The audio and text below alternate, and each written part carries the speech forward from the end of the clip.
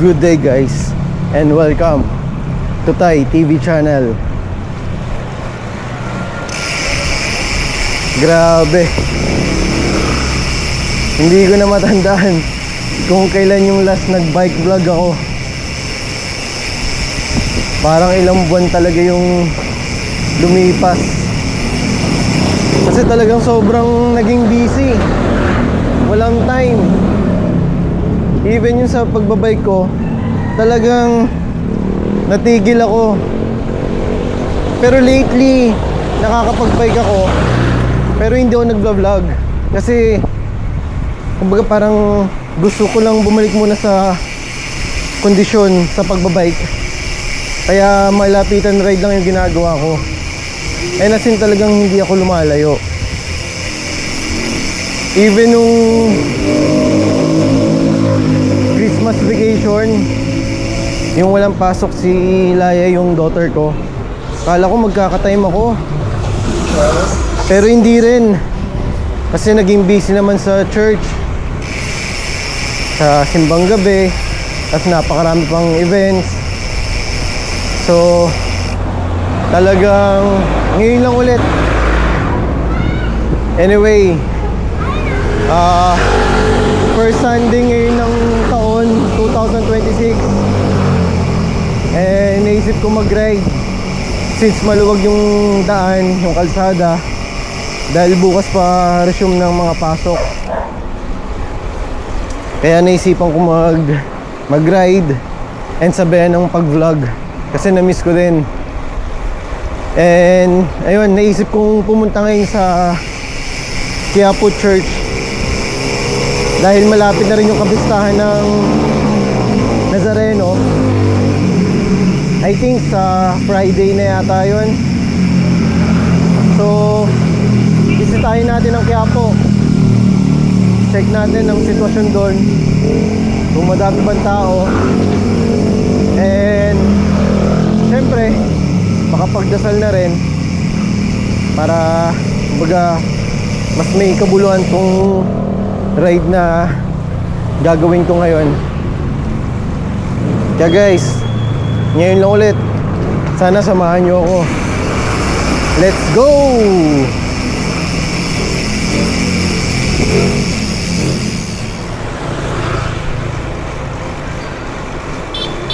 Nakakamiss din naman talaga magbike.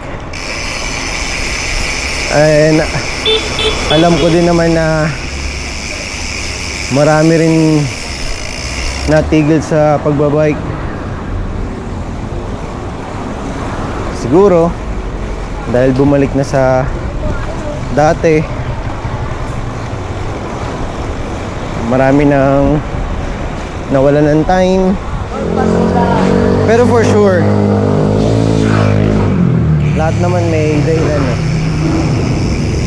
Kahit ako, kumbaga kaya din ako natigil, hindi dahil sa ayaw ko. Kumbaga talagang nawalan ako ng time. Kaya matagal ako natigil magbike. Pero hopefully may balik ko kahit pa konti-konti, makapagpakondisyon para makapag long ride naman. Nakakamiss na mag long ride.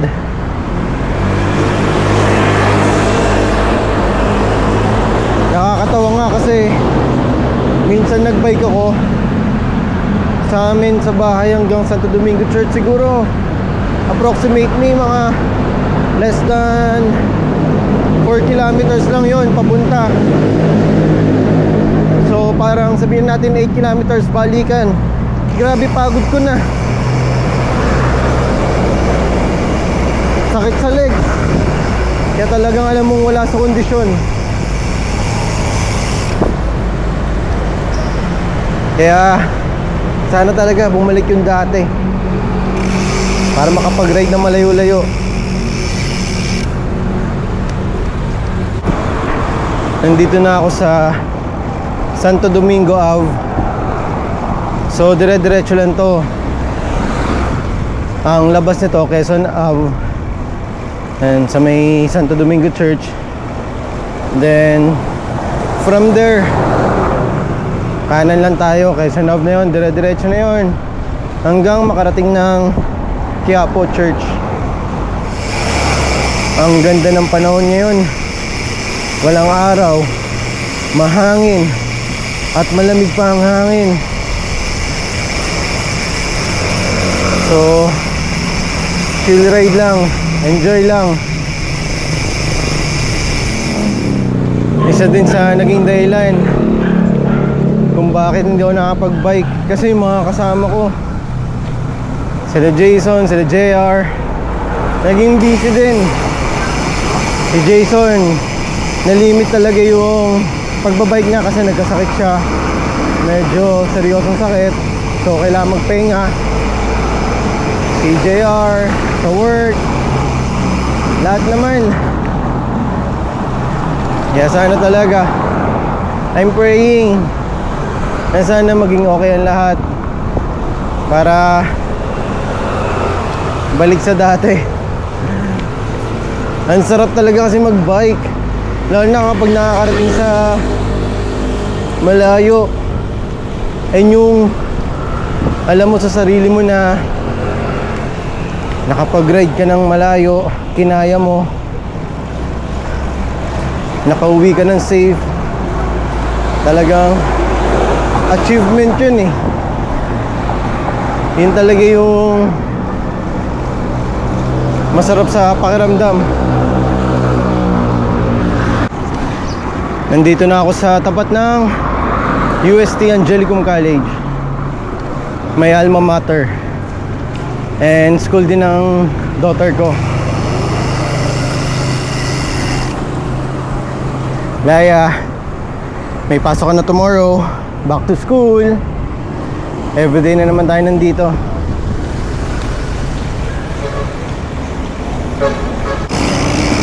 Nakaliko na tayo dito sa Quezon Avenue.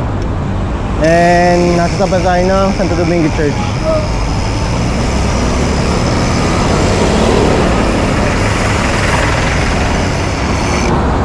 Ang kulimlim. Sana wag naman umulan.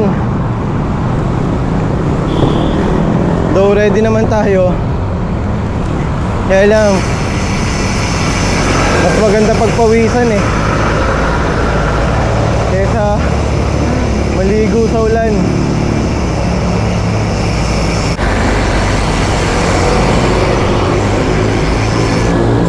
Nandito na tayo sa may Welcome Rotonda.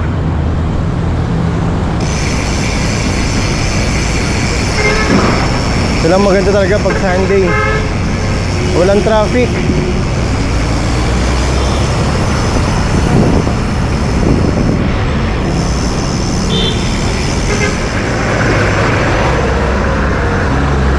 Nandito na tayo sa Manila kasi yung Welcome Rotonda, yan ang boundary ng Quezon City at ng Manila.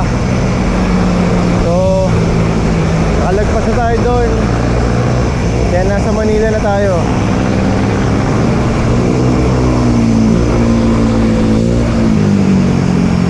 Mabilis at malapit lang sa amin ang Quiapo Church.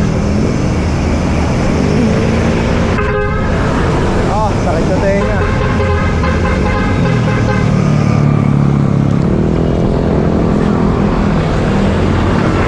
Ayun nga, malapit lang sa amin ang Quiapo Church, kaya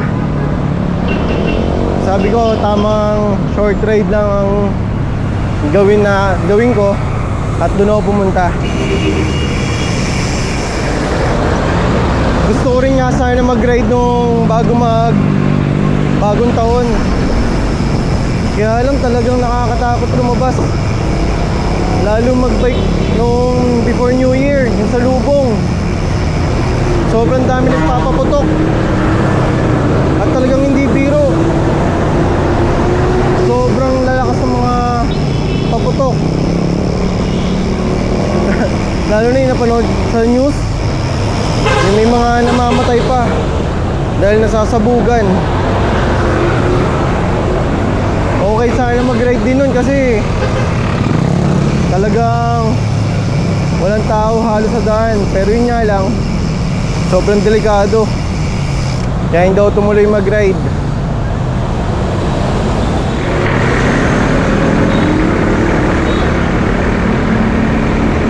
Patawid na tayo ng Lacson Avenue.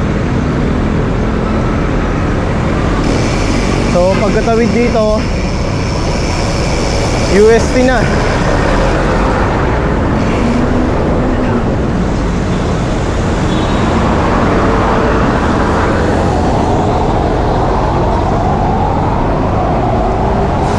Approaching University Belt na tayo.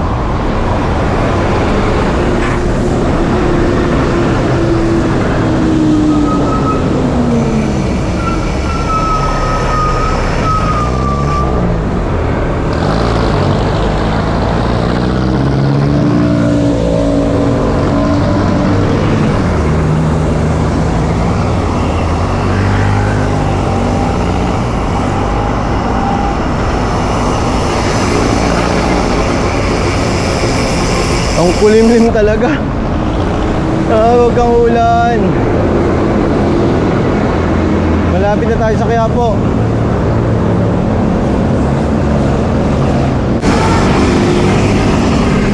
Nasa University Belt na tayo.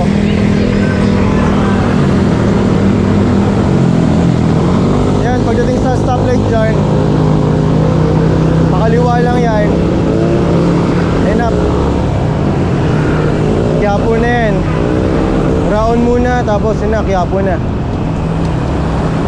Mukhang di naman traffic. Pero sure yan, maraming tao sa simbahan.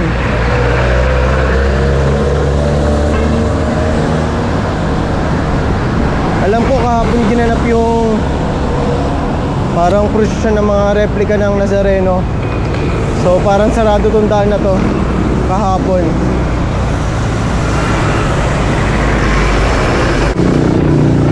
Sobrang traffic na. Kaya dito ako dumaan sa gilid. Ayan o, yung pababa na yan o. Traffic sobra. Nandito ako sa tapat ng Isitan. Mag-u-turn na lang ako or sa likod ako ng Quiapo dadaan.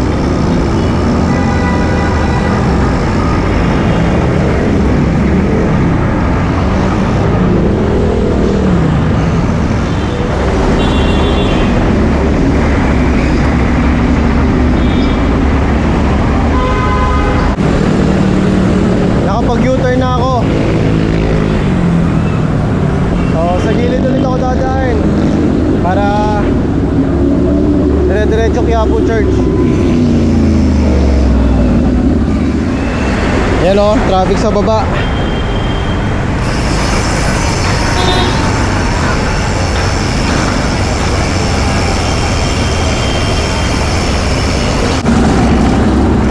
Sobrang traffic.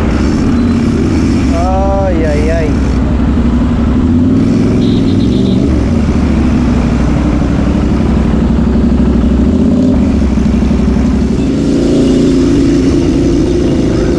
Dito na tayo sa Quiapo Church.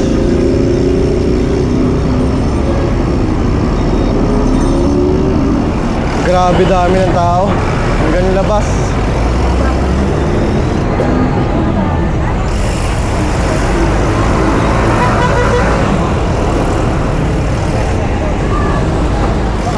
So hindi na pala pwede pumasok dito sa Plaza Miranda. Hanggang dito na lang sa labas, sa gilid.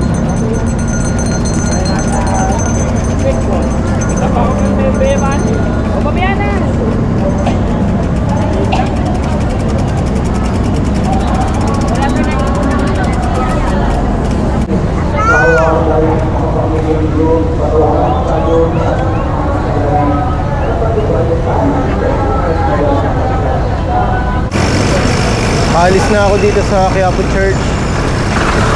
And dito ako sa ilalim dadaan para U-turn doon. Pabalik na ako ng Quezon City.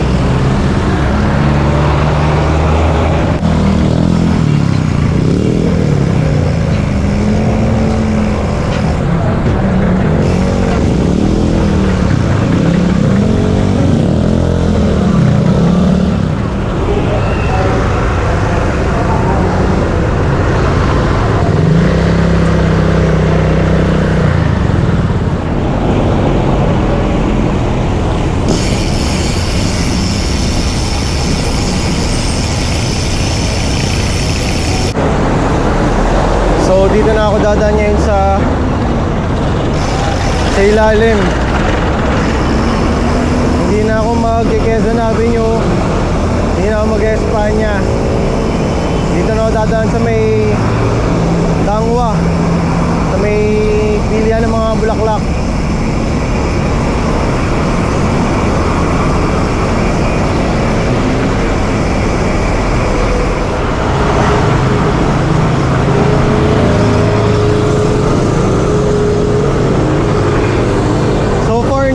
Ganun kapagod.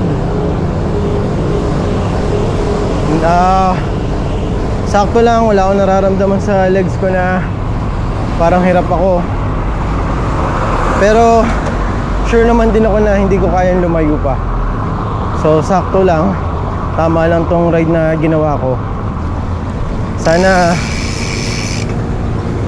maging consistent ako kahit sa mga ganitong ride lang, para pakunti-kunti bumalik sa kondisyon, lumakas yung legs at lumakas yung resistensya.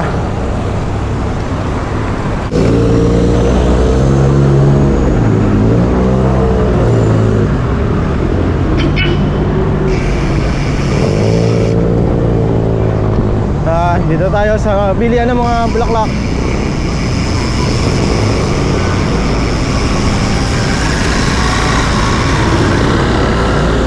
Dami yan.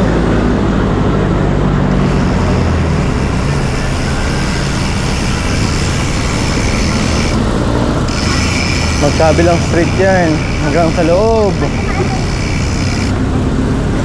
Puro bulaklak.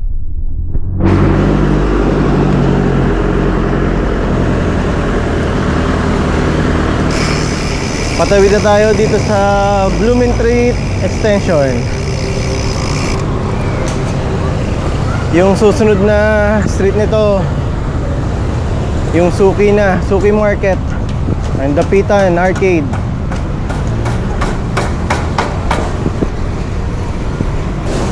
Grabe rin ng tao dyan lalo na nung basta't pumasok na ang Burmans. Grabe dyan.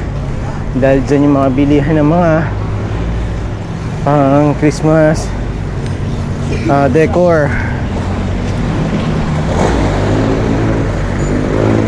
Dito medyo nararamdaman ko na yung legs ko. Medyo banayad na ahon kasi simula dun sa may Suki Market. Kaya parang biglang nangalay at hiningal ako. Ay, grabe. Nandito na tayo sa Banawe.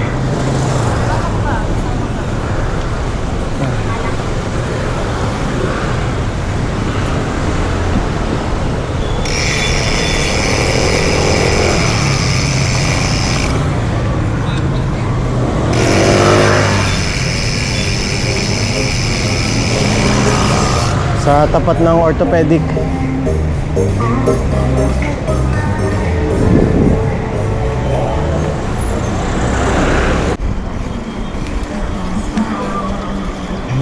Nandito na ulit ako sa Del Monte Avenue.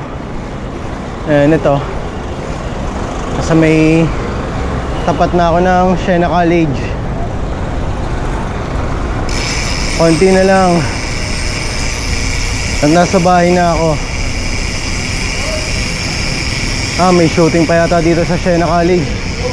Meron nga.